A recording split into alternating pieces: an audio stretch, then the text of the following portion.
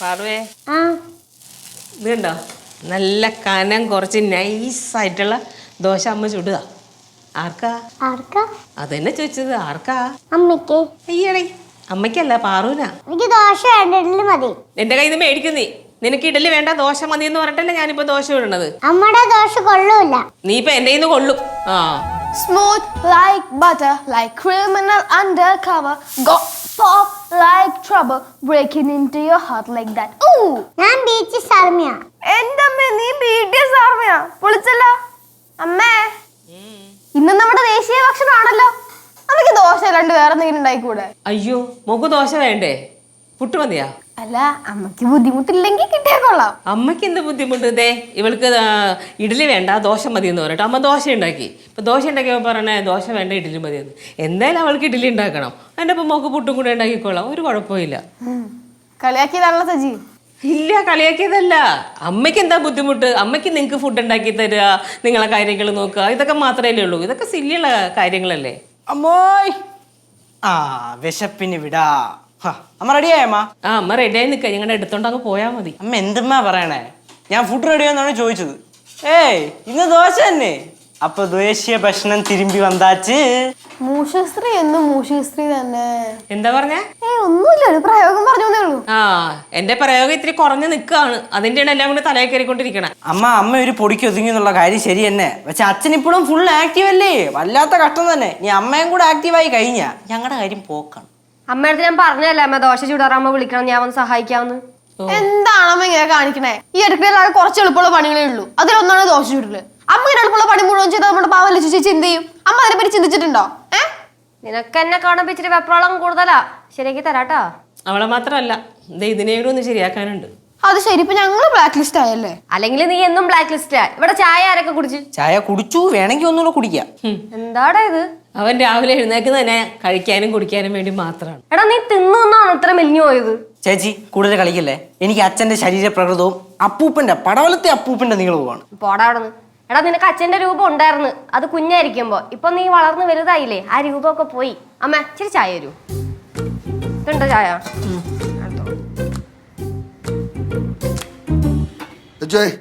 ഈ പാല് ഫ്രിഡ്ജ് ഇനി തൊട്ട് ഇതിന്റെ ഉപയോഗം വേണ്ടി വരില്ല. വീട്ടില് പാല് നിരോധിച്ച അതൊക്കെ ഉണ്ട്. മീറ്റിംഗ് പ്ലേസിലോട്ട് വാ, എല്ലാരും വാ. ഞാനില്ല. വാടി കടേ വാ, മകളെ എല്ലാരും വാ. വാ.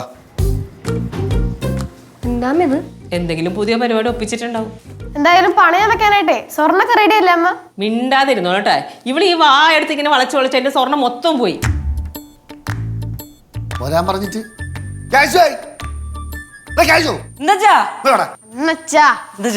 എല്ലാരും വിളിച്ചോട്ട് വാടാ. അമ്മ പറഞ്ഞില്ലെന്ന് രാവിലെ അച്ഛന്റെ കത്തിടിയാക്കാൻ വയ്യെന്ന്. മര്യാദയ്ക്ക് വിളിച്ചോട്ടോ, അല്ലെങ്കിൽ ഞാൻ അങ്ങോട്ട് അടക്കളോട്ട് വരും. അമ്മ വിളിച്ചാ വിളിപ്പുറത്ത് വരണം. അച്ഛൻ കാര്യം എന്തെന്ന് പറയും? കൂടെ നിന്നോണം. അച്ഛൻ കാര്യം പറയും, നമുക്ക് ഉപയോഗമുള്ളതാണെങ്കിൽ കൂടെ നിൽക്കാം. ഇപ്പൊ അങ്ങനെ ആയ ആടി തിമിർത്ത് വരേണേ. അതെ, നിക്കാളൊക്കെ നിക്കാം, അസുഖമുള്ളവർക്ക് ഇരിക്കാം. ബാലുവിന് ഞാൻ കാര്യം പറയട്ടെ.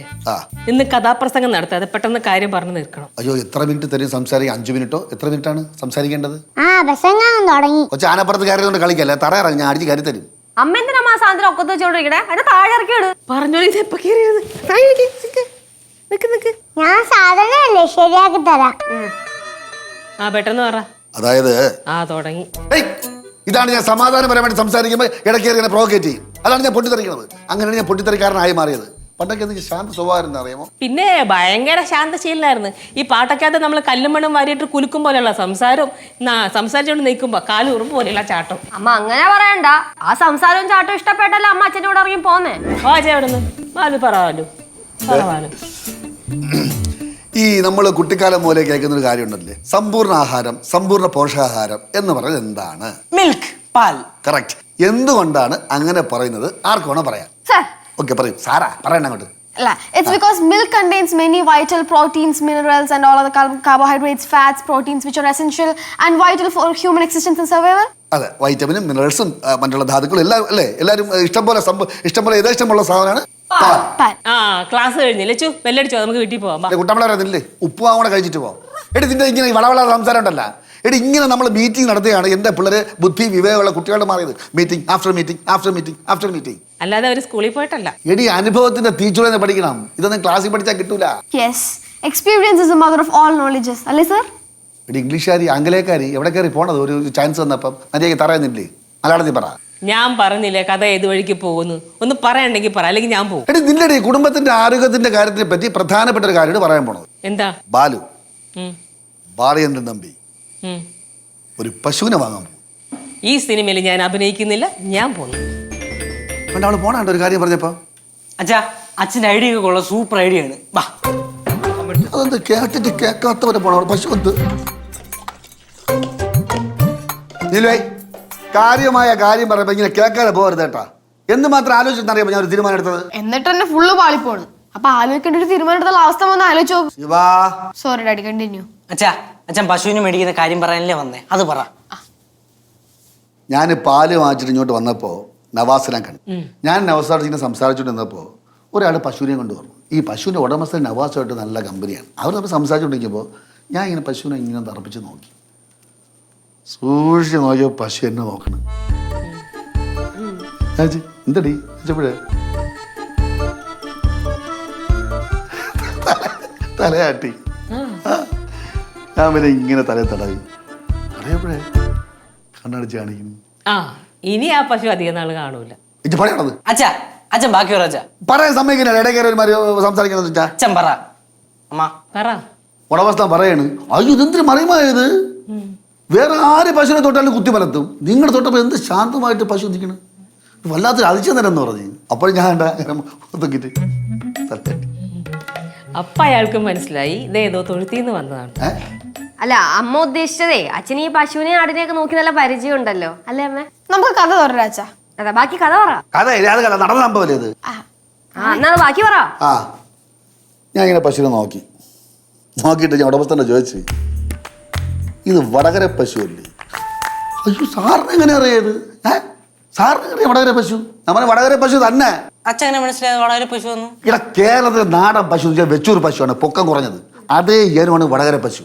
അപ്പം ഞാൻ അച്ഛൻ ഇത് വേറെ ആരും നോക്കിയാൽ തിരിച്ചറിയില്ല, പക്ഷെ അച്ഛന് തിരിച്ചറിയാൻ പറ്റും. വടകര പശു അത്, വെച്ചൂർ പശു ആണ്, കറക്റ്റ് വടകര പശുവാണത്. എങ്ങനെ തിരിച്ചറിയാണ്ടിരിക്കും?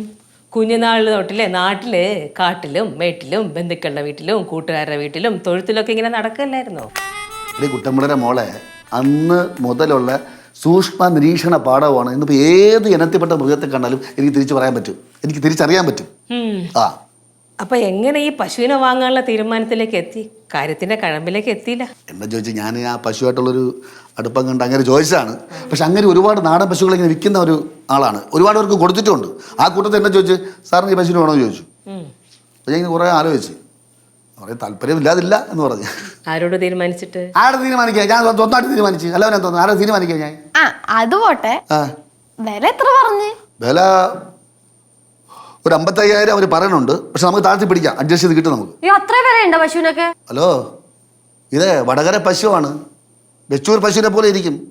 കേരള നാടൻ പശുവിൻ്റെ അതേ ഏകദേശം അതേ കാറ്റഗറി നിൽക്കും ഈ വടകര പശു. അറിയാമോ?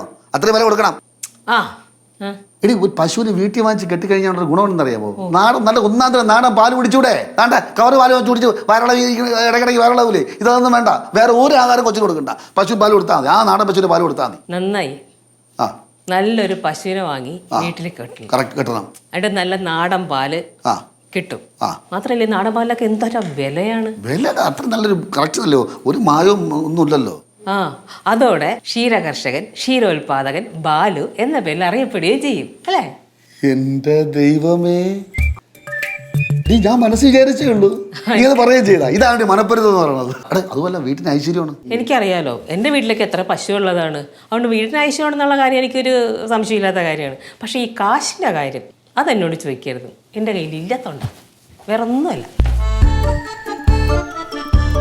അവള് മുങ്ങിയണ്ട. സിദ്ധുവിൻ്റെ അടുത്ത് പറയണം, ഈ ക്ഷീണിച്ച് വരെയാണ്, കുറച്ച് പുഷ്ടിപ്പെടണം, നല്ല നാടൻ പശുവിൻ്റെ പാല് കുടിച്ചാൽ അത് നന്നായിരിക്കും ഡോക്ടർ പറയുന്നത് പറയണം. ഓ, എനിക്ക് ഇത്ര പുഷ്ടിയൊക്കെ മതി അച്ഛാ. ചുമ്മാ അല്ല വാണാകാല എലിക്കുഞ്ഞിനെ പോലെ ഇരിക്കണം. വിധിയില്ല നാടൻ പാല് കുടിക്കാൻ. കാറ് പാല് പൊട്ടിച്ച് വേറുള്ള പോവണം. കവറ് പാല് കുടിക്കും പോ. അച്ചോയ്